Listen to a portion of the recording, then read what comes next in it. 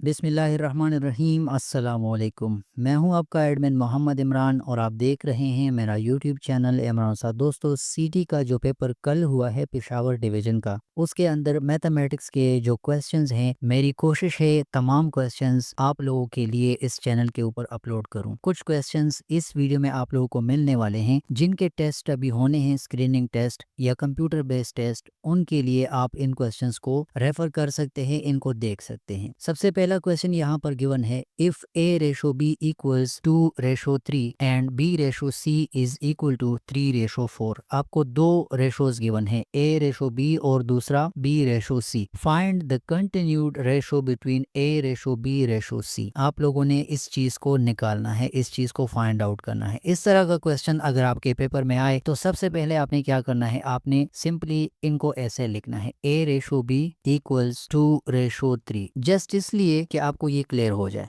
ठीक हो गया, गलती आपने नहीं करनी। फिर दूसरा हमारे साथ गिवन है बी रेशो सी इक्वल्स 3:4। अब हमने निकालना क्या है, ए रेशो बी रेशो सी, हमने ये निकालना है। देखें यहाँ पर आप देख लें, ए रेशो बी क्या है, 2:3, 2:3 के इक्वल है। तो ए रेशो बी के नीचे आप इस तरह लिख लें 2:3। अब b रेशो c किस चीज के बराबर है, 3:4 के बराबर है। ठीक हो गया, तो इस b के नीचे आपने लिखना है 3:4। ये आपने इस तरह से लिखना है और इसके नीचे एक लाइन लगा ले। ठीक हो गया। अब इस तरह का क्वेश्चन जब आ जाए तो इसमें आपने कोई क्रॉस मल्टीप्लिकेशन, कोई डिवीजन, कोई सब्ट्रैक्शन, एडिशन नहीं करनी। जब b की वैल्यूज यहाँ पर इस वाले रेशो में b की वैल्यू 3 है और इसमें भी b की वैल्यू 3 है, तो आपने इस तरह इसको नीचे उतारना है 3, और इस 2 को भी नीचे उतारना है 2, और इस 4 को भी नीचे उतारना है, और यही आपका फाइनल आंसर है। यानी a ratio b ratio c equals 2:3:4। ये आपका फाइनल आंसर है। ऑप्शन के अंदर ये गिवन था। कुछ लोग ऐसा करते हैं, 2 के साथ 3 मल्टीप्लाई करते हैं, 3 के साथ 4 मल्टीप्लाई करते हैं और 3 के साथ 3 मल्टीप्लाई करते हैं, फिर उसको सिंप्लीफाई करते हैं। वो एक लंबा तरीका है। आपने टाइम बचाने की खातिर इस तरह करना है, जब b की वैल्यू, बीच वाली जो वैल्यूज हैं रेशोज के अंदर, अगर वो दोनों सेम है, ठीक है, b की वैल्यू यहाँ भी 3 है और यहाँ पर भी 3 है, तो आपने एज इट इज इनको नीचे उतारना है और आपका जो फाइनल आंसर है वो आपको मिल जाएगा। तो ये ऑप्शन के अंदर गिवन था, ये इसका करेक्ट आंसर है। नेक्स्ट क्वेश्चन देख लेते हैं। नेक्स्ट क्वेश्चन हमारे पास है, 5 workers construct a wall in 6 hours. 5 बंदे 6 घंटों में एक दीवार बना सकते हैं। How many hours are required to construct the same wall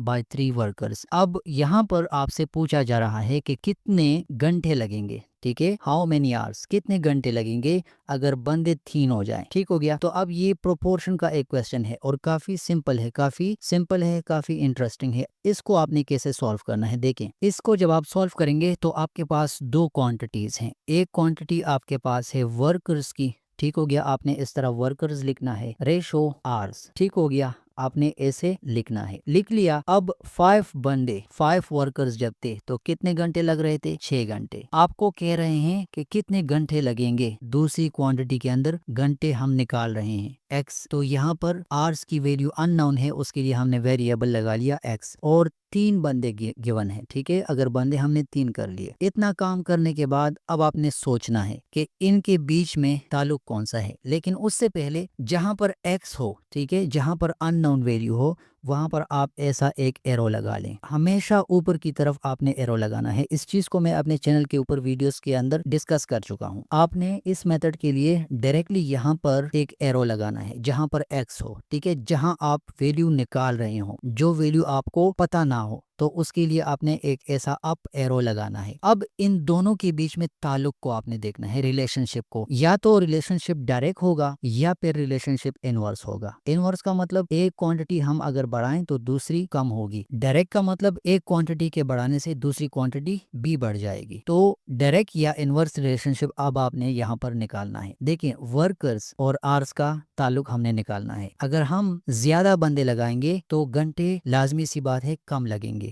ज्यादा बंदे कम घंटों के अंदर दीवार बना सकेंगे। अगर हम बंदों की तादाद को कम करेंगे तो ज्यादा घंटे लगेंगे। इसका मतलब है इन दोनों के बीच में जो ताल्लुक है वो इनवर्स रिलेशनशिप है। ठीक है, अगर एक बढ़ रही है तो दूसरी क्वांटिटी कम होती जाएगी। तो इस एरो के लिए यहाँ पर हमने अप एरो लगाया, यहाँ पर डाउन लगा लेंगे। बस यहाँ तक आने के बाद आपका क्वेश्चन ऐसा समझिए खत्म हो गया। अब आपने क्या करना है, अब आपने इसको देखना है कि एरो के हेड के ऊपर और टेल के ऊपर कौन कौन सी वैल्यूज हैं। यहाँ टेल के ऊपर 5 है और यहाँ हेड के ऊपर 3 है, तो आपने टेल वाली वैल्यू को ऊपर लिखना है और हेड वाली वैल्यू को नीचे लिखना है। 5/3 यहाँ से आ गया। इसी तरह x टेल के ऊपर है तो x ऊपर लिख लेंगे और हेड के ऊपर जो वैल्यू है वो 6 है, वो नीचे लिख लेंगे। अब ये हमारे साथ बन गया। इसका सिंपल हमने क्रॉस मल्टीप्लाई करना है इन दोनों को। कैसे करेंगे, 5 के साथ 6 को मल्टीप्लाई कर लेंगे और 3 के साथ x को मल्टीप्लाई कर लेंगे। 6 5 30 आता है और 3 इंटू एक्स 3x आता है। हमारे पास क्या बन गया, 3x इक्वल्स 30। ठीक हो गया। अब x की वैल्यू निकालने के लिए बोथ साइड पर 3 के साथ डिवाइड कर देंगे इन दोनों को। सो 3 और 3 cancel each other, x is equal to 3 1 3 3 0 0। ठीक हो गया। इसकी वैल्यू 10 आती है। इसका मतलब क्या हुआ, अगर 5 बंदे 6 घंटों में दीवार बना सकते हैं तो 3 बंदे 10 घंटे लेंगे। बंदे हमने कम किए तो अब घंटे ज्यादा लेंगे। 6 घंटों से बाद 10 घंटों के ऊपर चली गई और ये ऑप्शन में गिवन था। इसका करेक्ट आंसर 10 है। ठीक हो गया। नेक्स्ट क्वेश्चन के ऊपर जाते हैं। अच्छा, ये भी बड़ा जबरदस्त और आसान सा क्वेश्चन है। Factorise x square minus 2x plus 1। यहाँ आपको गिवन है x square minus 2x plus 1। ये चीज आपको गिवन है और मैं इसके ऊपर काफी सारी वीडियोस अपलोड कर चुका हूँ। इसको आप फैक्टराइज कैसे करेंगे, मैंने आपको रिसेंटली एक वीडियो में बताया था कि यहाँ इस x के साथ एक 1 लिखा होता है, लेकिन वो हम लिखते नहीं। आप 1 और इस 1 को मल्टीप्लाई करें। 1 और 1 को मल्टीप्लाई करने से क्या आंसर आता है, 1 आता है। अब इस -2x को आप देख लें। इस -2x को हमने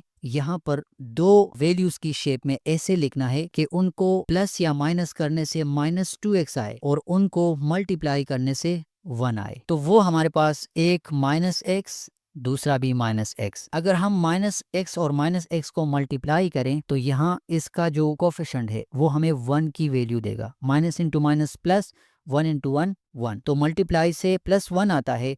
और अगर हम इन दोनों को ऐड करें, ठीक है, -x और -x को अगर हम ऐड करें या सब्ट्रैक्ट करें तो उससे हमारे पास -2x आता है। इसका मतलब ये हुआ कि इस वाले -2x को हम -x की शेप में लिख सकते हैं। तो अब इसको लिख लेते हैं। देखिए क्या आएगा, एक्स स्क्वायर को एज इट इज लिखते हैं। इस -2x की जगह -x और -x लिख लिया, ठीक है, और +1 को अपनी जगह पर नीचे उतार देंगे। देखें, अगर आप -x और -x को अगेन ऐड करेंगे तो आपके साथ यही इक्वेशन बनेगा। हमने कोई सोल्यूशन यहाँ पर नहीं निकाला, हमने कोई चेंजेस नहीं की, सिंपल इस चीज को इस फॉर्म में लिखा।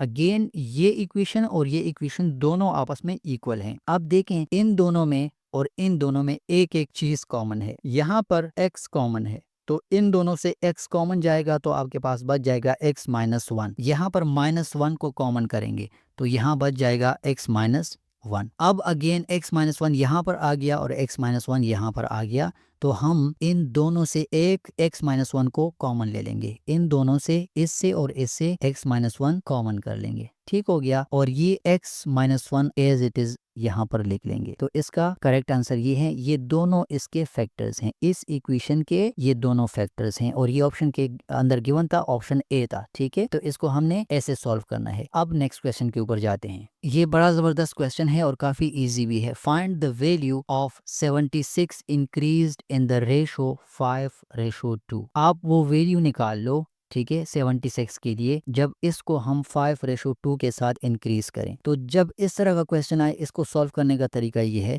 5:2 आपको गिवन है तो आप लिख लो 5/2। इसका मतलब डिवीजन ही है, इनटू 76। ठीक हो गया, सिंपल। अब आप इसको सिंप्लीफाई कर दो, 2 के साथ इसको कैंसिल कर दो। 3 2 6 और यहाँ पर 1 आ गया, 8 2 16।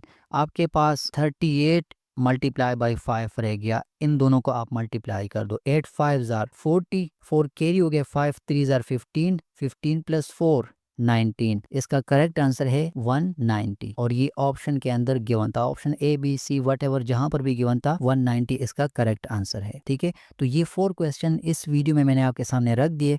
बाकी के क्वेश्चन इंशाल्लाह नेक्स्ट वीडियो में आपको मिल जाएंगे। अपना ढेर सारा ख्याल रखिएगा। अस्सलाम वालेकुम।